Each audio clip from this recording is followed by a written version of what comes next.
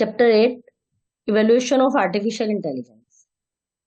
Artificial intelligence मतलब जो robot computer ये सब आर्टिफिशियल इंटेलिजेंस का ही एक पार्ट है।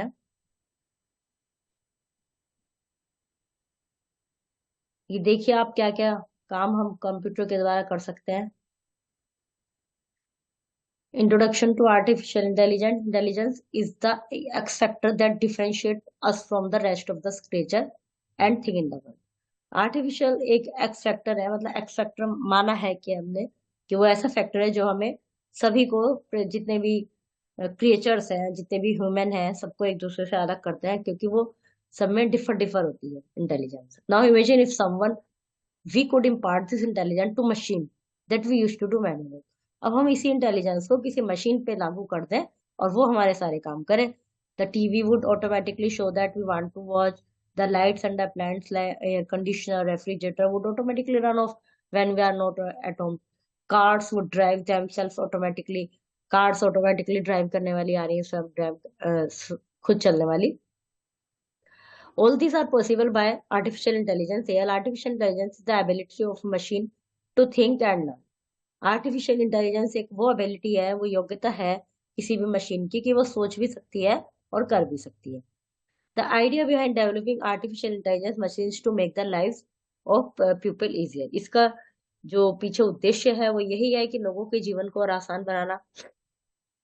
For example, mobile phone use AI to help answer any question you might have to tell you what is in your diary.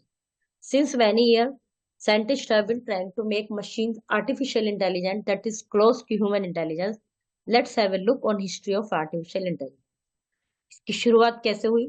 History of artificial intelligence 1950, an English mathematician, Alan Turing, submitted a paper about the possibility of creating machine that would think.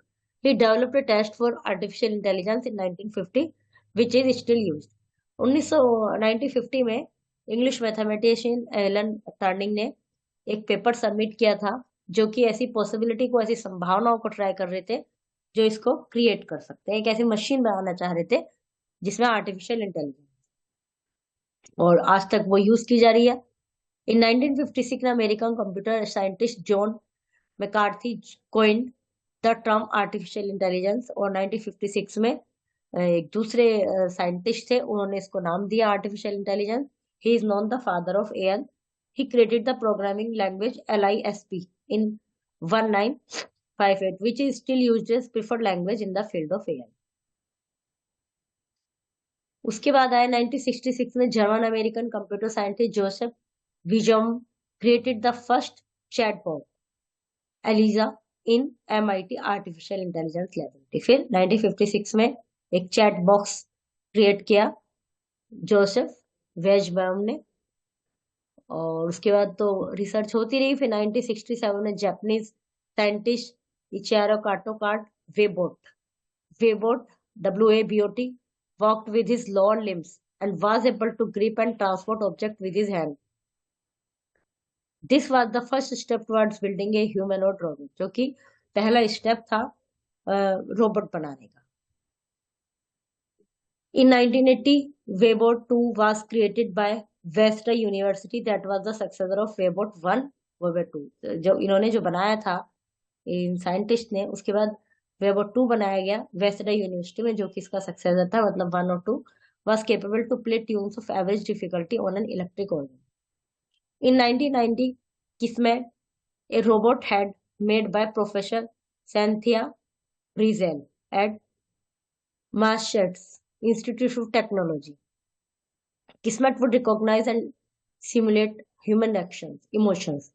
The name Kismet comes in Turkish word meaning fate, जिसका meaning होता है fate, और Turkish word है। In 1997, Deep Blue, created by IBM, defeated the chess grandmaster Gray Kasparov।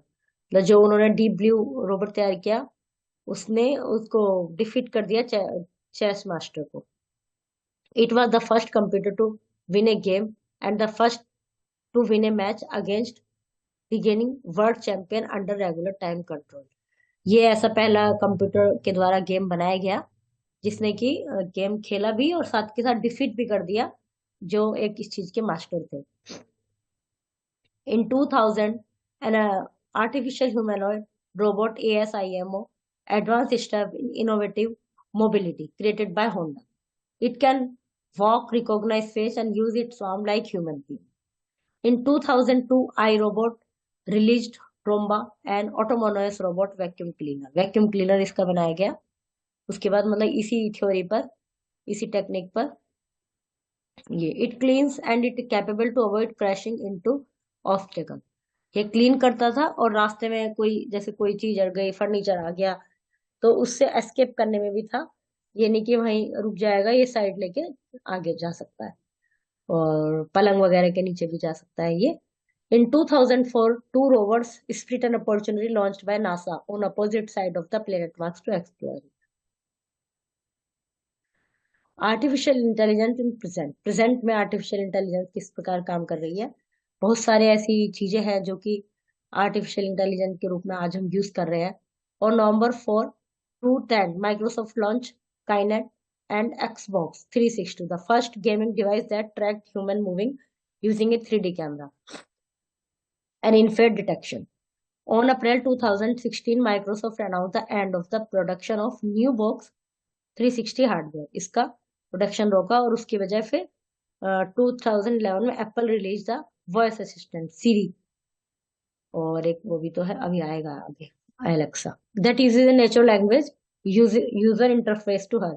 वो natural language वही use करती है जो कि यूजर ने उसके इंटरफेस में डाला है, जो मतलब उनकी जो भी लैंग्वेज यूज चाह रहे हैं वो।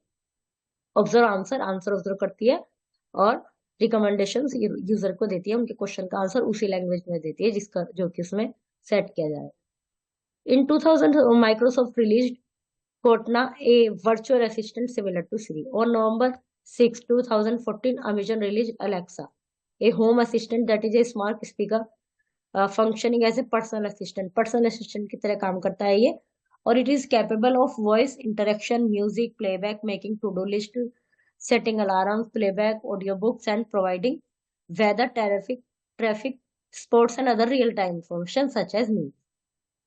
In 2040, Google developed a driverless car, Waymo. ये the self-driving car uses a combination of sensor, cameras, radar, and AI to travel between destination without human help. On February 14, 2020, David Hanson developed a humanoid robot named Sophia. This one. Sophia is a realistic humanoid robot capable of displaying human-like expression and interacting with people. ये लोगों से बात करने में भी सक्षम है ये humanoid robot. On November 2016, Google released Google Home. Uses a artificial assistant to act as personal assistant. Personal assistant की तरह यूज काम करता है ये.